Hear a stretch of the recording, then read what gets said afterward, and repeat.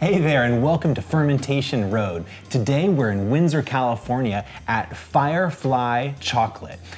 This is Sonoma County's first bean-to-bar chocolate making factory. I'm here with Jonas Ketterle, and he is the owner and head chocolate maker here. Thanks for having us today, Jonas. Absolutely, Garrett. My pleasure. So how's it going today?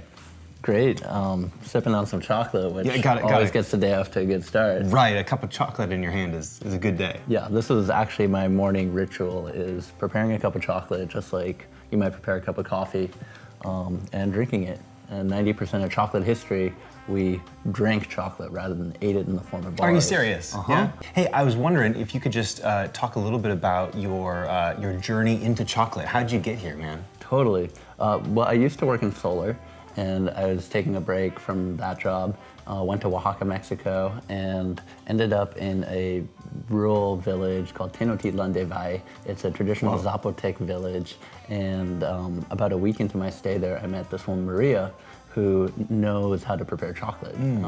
She asked, hey, have you ever made chocolate before? And she didn't really wait for an answer. She was already on her way to get the cacao beans. She's like, let's do it. Yeah, exactly. It wasn't that at that point I knew I was gonna be a chocolate maker, but I was interested enough to look it up on Google, how do you make chocolate, and see what tools I could use to make small batches of chocolate in my home kitchen. Fortunately, I was at a good time in that the craft chocolate making movement in the United States, just like craft brewing or home coffee roasting. I'm one of 200 bean-to-bar makers at this point. 200 in the United States? In the whole of the United States. Wow. Yeah. Well, with so many variables that go into it, can you just break down the process for me? Like, how do you make chocolate? Stepping back before it even gets to me, a lot happens. So the cacao is grown, harvested, and then fermented. And that fermentation process is one of the most critical variables in the flavor development of the chocolate. And that's something that most people don't think about. Yeah. You know, there's probably a lot of people wondering, like, why are we talking to a chocolate maker on a fermentation show?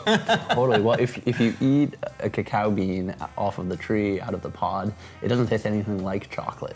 And so, and actually for like the early thousands of years of human history, cacao was eaten like a tropical fruit. There's a sugary pulp surrounding the beans, and that's really tasty. Nice. So you just eat that and you spit out the bean. Once we get the cacao beans to the chocolate factory, first thing is that we sort them. So we actually grade them by size. Right. We also hand sort everything just to pick out any debris that's an agricultural product. We spread them like one bean layer thick on these perforated pans, which we put in a convection oven. You can actually get quite good roasts using a professional convection oven. A low temperature roast, pretty quick, that's the key. Then we crack and winnow it. So the cacao bean still has a shell on it.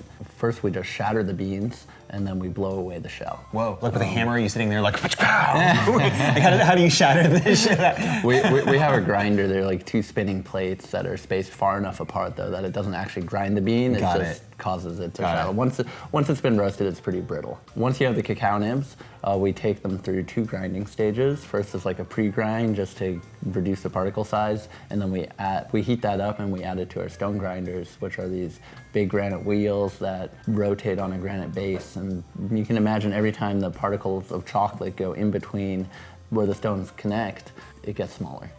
And it gets smaller every single time. We run it for 24 to 36 hours. Wow. And we're shooting for an average particle size of about 20 microns. 20 microns? Yeah, so that's a level at which the chocolate will just melt on your tongue. You can't detect any granularity. So we're constantly on the lookout for good texture. Yeah. Seems like an art, a very tricky art. Yeah. After texture development is flavor development. So we run the chocolate through a conch. This is a heating and mixing process, and that drives off some of the acids from the fermentation process. So the roasting and the conching there are like the two primary flavor determining steps. Right. And then once it's done with the conch, we basically have our finished liquid chocolate, and then we temper and mold that. And then the chocolate shrinks slightly when it's in the mold, and we just tip it out about 20 minutes later. And then we hand wrap and package the bars, and that pretty much completes the process. That's great.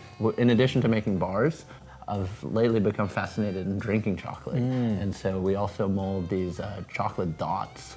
Just, we have 16 nozzles in our depositing head. Okay. And we just squirt little chocolate drops onto parchment paper and scrape those off. Now, that's the basis for our drinking chocolate. They're actually unsweetened, so it's 100% cacao.